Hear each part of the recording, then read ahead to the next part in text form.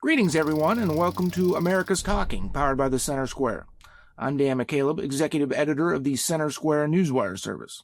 Deposed Venezuela President Nicolas Maduro remains in U.S. custody 1 week after the U.S. conducted a massive air, land, and sea operation in Venezuela's capital to apprehend Maduro and his wife over allegations they led efforts to smuggle cocaine into the U.S.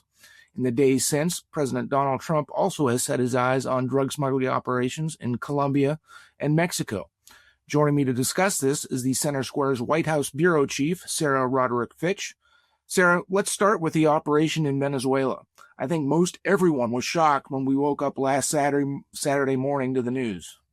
Yes, it was absolutely kind of came a surprise and not a surprise. I mean, the president had been talking about it for some time. And as he indicated, and some of the other officials indicated after the strike, it had been planned. It had been in the works for, I guess, for several days. They had originally planned, I think, for New Year's Eve, but weather didn't permit. So it kept kind of getting put off, and they just sort of waited for that window of opportunity. It just so happened it was on Friday night. Yes, very unexpected. And maybe, that also helped maybe too with also assisted maybe with less, civilian casualties doing it over, through the middle of the night on a weekend. I'm sure that may have contributed, although they won't say. But it did, like I said, come out of nowhere, but then also it really didn't actually come as a surprise since the president had been saying he was going to do this for months. After the operation, the Trump administration announced that Maduro and his wife had been indicted in by a federal grand jury in New York on various drug smuggling charges, and he now is going to face trial in the U.S. Just tell us a little bit more about that. Yes, they will be. There's several charges. They'd actually been. This extends way back, actually. The prior Trump administration, as well as the Biden administration. Biden administration also had a reward for them. Or reward for Maduro put out. So this is a long-standing. This has been in the works for a long time. It'll be interesting to see, as it is in New York, as will be a federal court. But I know that I've kind of seen some stuff back and forth. Is possibly I think Florida, they're saying, hey, there could be some charges. There's a lot of dissidents down there, Venezuelan dissidents. So it'll be interesting to see how this comes up. But they both he and his wife, Maduro and his wife, have obtained pretty high-profile attorneys. As of right now, there's no bail. They didn't even request bail, but that could be something that they do in the works. We'll see if the this judge he's kind of an old guy, and it would be interesting to see if he does sort of allow bail. What would happen? I mean, Maduro would have to stay in the country. Where would he go? It would be interesting to see at this point. So there's a lot of questions still on there before we even get to that trial. I mean, that's their next hearing is going to be in March. So there's a lot to be seen, and when that trial is going to take place, who knows, and jury selection, all that. So it will probably be a very, very long process. In the meantime, Trump said members of his administration are going to help run the country of Venezuela, something that Trump in the past has said he doesn't want to get involved in. But with the instability now in Venezuela, the president said the U.S. is needed to help run operations in the country. Yes. And it's a sort of a controversial issue. And the president even just said the other day, it's looking like it's going to be a longer process.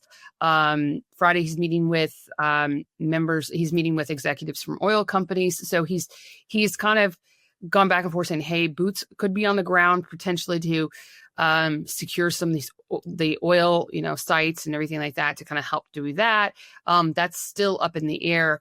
There's a lot of questions that are still lingering about as far as how much control they're going to be having in Venezuela. Venezuela, they just announced they're going to be releasing a lot of political prisoners, likely to be sort of a concession to the White House, saying, "Hey, we're trying to work with you here." Sort of afraid because the president did threaten, "Hey, there could be a second wave of strikes." And at this point, so now sort of the Venezuelan, whatever the interim government is, in the meantime, that is there actually in place, seems to be cooperating or trying to cooperate with the White House. So that may make things a little bit easier. But I think the president and his officials kind of want to just have a thumb on the situation there at this point. Trump next said Colombia could be next, but in recent days, the president has had a phone conversation with Colombia's president, and then he said that they're looking to schedule a face-to-face meeting at the White House. Briefly tell us what's going on there. Yes, I mean that definitely seemed like that may be happening. The president over the weekend was, let's do it, let's go in, let's strike Colombia. He had previously kind of called the Colombian president, described him as sort of a drug. He was sort of a drug lord or whatever, that he was narco, and so now that tune has definitely changed. From what I've heard is that the Colombian president had reached out to President Trump and had discussed this and said, hey, after these strikes, probably like realizing the president's not playing around, the president may actually do that. And so not exactly sure when that meeting will take place, but the president did say within the near future that the Colombian president will be at the White House. So it seems in the meantime, things have sort of tampered there a little bit. But now the president has his eyes on Mexico, and striking cartels on land there in Mexico. So it's sort of changing. It's constantly, the situation is constantly, it's fluctuating. And so it'll be interesting to see if the Mexican president, Claudia Sheinbaum, if she sort of steps up her game. The president has said she's a great person, but has criticized her leadership and saying, hey, basically the cartels run the country. So, but this is, I think, part of the president's, this is his plan, just sort of, to sort of dominate the Western hemisphere, is sort of along the lines of the Monroe Doctrine he has talked about. And so he's really just sort of is sort of flexing his muscles there, I think, really. But it's also it's really, cracking down on the drug stuff. He's trying to get in on that. It's a very complex situation, really, that's gone on. And it has broad effects globally, not just in the Western hemisphere, but also looking at the situation in Iran. Iran may be falling. The president has also threatened to strike them. Iran has a close relationship. They've had a close relationship with the Maduro regime. As did Russia and Cuba and China.